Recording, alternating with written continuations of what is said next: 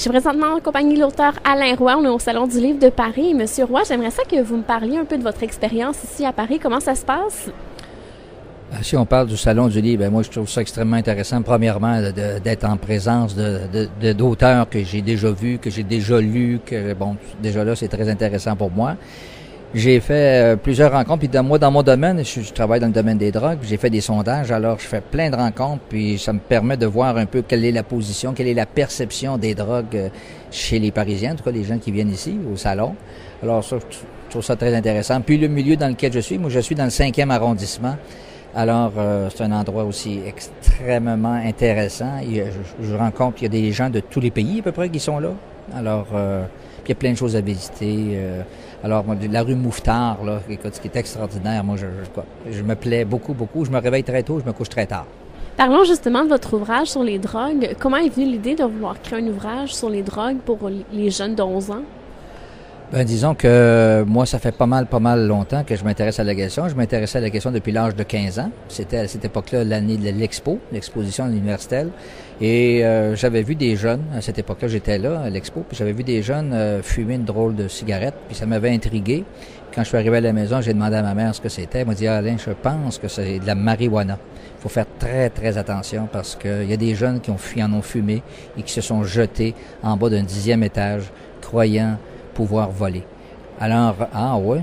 Et puis quand je suis arrivé à l'école le lendemain, j'ai demandé au prof, il m'a dit, c'est pas tout à fait ça, Alain. Il dit, je te suggérerais la lecture de Baudelaire, Les paradis artificiels. Alors, en lisant ça, j'ai eu un coup de cœur, puis je me suis dit, ouais, je pense que ça va être un phénomène qui va se développer beaucoup dans notre société. Et à partir de là, j'ai commencé à m'intéresser à la question, j'ai voyagé, puis après ça, j'ai fait ma maîtrise en sociologie. Puis après ça, j'ai fait des centres de réadaptation. J'ai travaillé dans le CLSC, j'ai enseigné et à la suite de ça, j'ai passé à mon compte. Je fais particulièrement de la formation sur mesure auprès des gens qui travaillent dans le domaine ou dans des secteurs connexes. Et qu'est-ce qu'on retrouve dans cet ouvrage-là?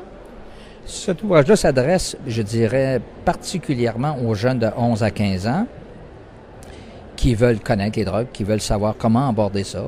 Et ça s'adresse aussi en même temps aux éducateurs, c'est-à-dire les professeurs, les intervenants, les parents qui veulent faire une éducation sur les drogues auprès des enfants, comme on en fait normalement par rapport à l'alimentation, qu'on peut en faire aussi à la sexualité. Alors, il y a une façon d'aborder puis d'en parler. Alors, c'est ce que j'ai voulu faire avec ce livre-là. Alors, ce sera un bel outil que les enseignants pourraient utiliser en classe pour parler des drogues aux élèves. Oui, puis il est même construit comme un programme. Alors, il est facile à adapter. J'ai même fait un petit cahier d'exercice avec ça pour ceux qui voudraient voir effectivement s'ils ont fait des progrès. Alors, il y a ça, oui, c'est vraiment, ça commence vraiment au début. Alors, ça parle des 5 drogues les plus consommées. Alors, qui sont la nicotine, que sont l'alcool, que sont le THC du cannabis, les médicaments psychoactifs du type Ritalin et le THC du cannabis. Ça, ce sont les 5 drogues les plus consommées chez les jeunes et aussi chez les adultes. Et est-ce que vous constatez que les gens connaissent beaucoup sur les drogues? Je dirais que malheureusement, les gens ne connaissent à peu près rien. Les gens sont victimes de désinformation. Et d'ailleurs, je pose ces questions-là. Je pose la question toute simple, qu'est-ce qu'une drogue? Je la pose depuis, 40 ans, 35 ans. Et c'est à peu près toujours le même résultat. 95% des gens ne sont pas capables de répondre à cette simple question-là. Alors, quand on ne connaît pas la réponse à la question, c'est sûr qu'on ne peut pas aller très, très loin au niveau des connaissances. On n'est pas rendu loin, en fait. Puis, il y a plein de préjugés, plein de fausses notions, plein de drames autour de ça. On a toujours une vision négative, dramatisante, sensationnaliste des drogues. Alors, ça nous a empêché d'avoir une vision objective et rigoureuse.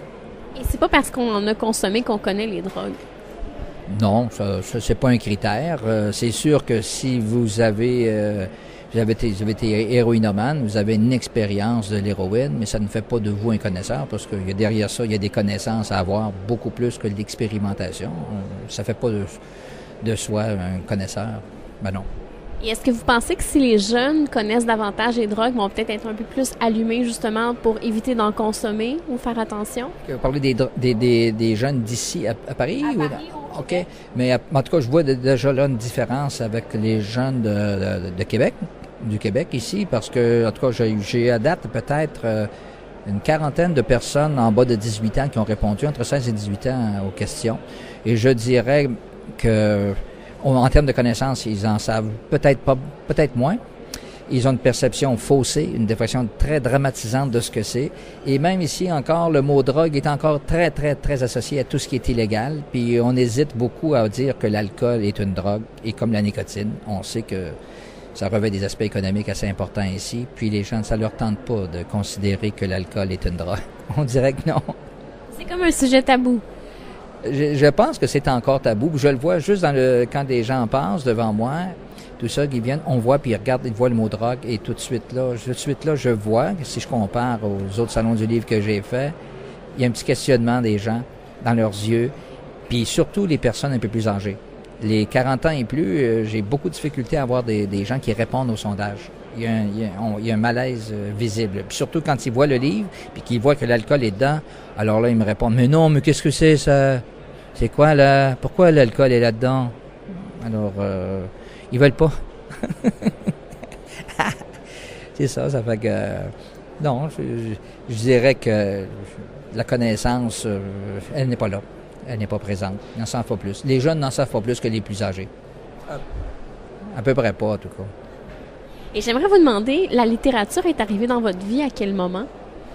La littérature est arrivée très, très jeune, avec mon premier Tintin à l'âge de 6 ans. Je savais lire. J'ai lu mon premier Tintin au Congo et c'est parti à la suite de ça. Alors, à 13 ans, j'achetais mes premiers livres, Tueur à gages de Graham Greene. Après ça, tous les Maurice Leblanc avec les Arsène Lupin. À la suite de ça, j'ai embarqué dans André Gide, François Mauriac, Henri Troyat, les auteurs français, beaucoup. Après ça, je suis embarqué dans le surréalisme bretonien particulièrement, parce que c'est le père du surréalisme breton. Alors, j'ai eu accès à travers ça, le surréalisme aussi en peinture. Je me suis intéressé au dadaïsme avec Tristan Tzara. Après ça, j'étais très intéressé aussi par les romans et tout ça. Puis par la suite, quand j'ai commencé à aborder des ouvrages de philosophie, de sociologie, tout ça, je suis tombé dans les essais et je suis resté dans les essais depuis ce temps-là. Et je lis dans plusieurs sphères, là, mais je lis des essais sociologiques, philosophiques, politiques. C'est ce que je lis. Quel est votre coup de cœur de la dernière année? Dans la dernière année, qu'est-ce que j'ai lu qui aurait été mon coup de cœur? J'ai lu Timothy Leary, Les Mémoires acides de Timothy Leary. Timothy Leary, c'était un doctorat en psychologie de l'Université de Harvard dans les années 60 et il proposait aux gens de faire des acid trips, de faire des trips d'acide. Et moi, j'avais rencontré ce personnage-là quand j'avais 19 ans en Californie. Alors, puis tout à coup, par hasard, j'ai vu ce livre-là, puis j'ai dit, tiens, je vais relire ça. Puis c'est en fait un pan de toute l'histoire des années 60 et 70 et 80 même. Alors, j'ai refait ça, puis vraiment, j'ai beaucoup, beaucoup aimé. Qu'est-ce qui se trouve en ce moment sur votre table de chevet? Sur ma table de chevet, j'ai actuellement... Attends, qu'est-ce que j'ai sur ma table? Qu'est-ce que je lis actuellement? Si tu me poses une question, actuellement, qu'est-ce que j'ai? Non, je suis en train de relire... J'ai recommencé à lire, je l'avais déjà lu, Portrait du colonisé de Albert Memmi, qui a fait beaucoup d'ouvrages sur les sociétés dépendantes. Alors, quand on parle de drogue, on parle souvent de dépendance. Alors, mais là, on parle de dépendance, mais des pays qui sont dépendants de d'autres pays. Et est-ce que vous travaillez en ce moment sur un nouvel ouvrage?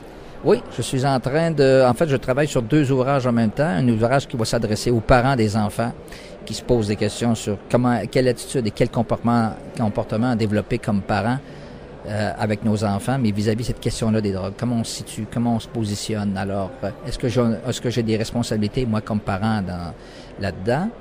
Puis, j'ai un deuxième livre que je prépare qui s'appelle « Se droguer comme du monde ». En fait, c'est que je parle de l'usage acceptable, je parle de l'usage acceptable des drogues qui peut être acceptable à la fois pour soi et la société dans laquelle on vit. Moi, je dirais que c'est ce qui fait de moi un peu mon originalité, c'est que ça fait des années que j'essaie de définir ce que peut représenter l'usage acceptable. Jusqu'ici, on tente toujours de nous dire, voici ce qu'il faut pas faire, voici, quand tu prends trop d'alcool, tu rentres aussi. Mais moi, c'est pas ça qui m'intéresse. Oui, mais c'est quoi qui est correct, là? Alors, j'essaie de définir qui est correct. Et dans ce sens-là que je parle de se droguer comme du monde. C'est-à-dire, finalement, d'être capable d'avoir un usage qui soit acceptable pour soi-même, puis autant que possible pour les autres aussi. Je connais des gens, par exemple, qui me disaient justement dernièrement, moi, Alain, je suis un directeur de la protection de la jeunesse et je fume un joint tous les jours. Et puis moi, la société, elle n'a pas compris, mais moi, j'ai pas de problème avec ça. Je suis très bien dans ma peau. Je disais, c'est parfait, tu as un usage acceptable peut-être pour toi, mais c'est pas acceptable socialement parce que notre société a déterminé que c'était pas acceptable ici, c'était illégal. Alors, faut que tu comprennes que si jamais tu te faisais arrêter, OK, puis surtout dans ta position, bien, ça aurait sûrement des conséquences possiblement négatives pour toi. Alors, il faudrait que tu prennes conscience que c'est inacceptable pour la société. Puis là, il faut que tu te poses la question, est-ce que ça vaut la peine de prendre le risque? Puis est-ce que je suis capable d'accepter les conséquences que ça suppose pour moi? Mais d'après ce que je peux voir, tu prends le risque. J'espère pour toi que ça va bien aller. Et on pourra lire ça quand? Là, je suis en train de faire le choix, là, lequel, mais le Se droguer comme du monde, ça va être sorti d'ici 2 ans, sûrement. Parce que j'ai déjà beaucoup travaillé, puis j'ai déjà commencé à faire des conférences là-dessus. Je viens d'en faire une la semaine passée au Cégep de Joliette. Ça s'appelait Se droguer comme du monde. Et je peux vous dire que le message est très bien accepté. Ça passe très bien. Les gens sont rendus là. J'ai bien hâte de lire ça. Merci à vous, Alain Roy. Bien, merci. Au revoir.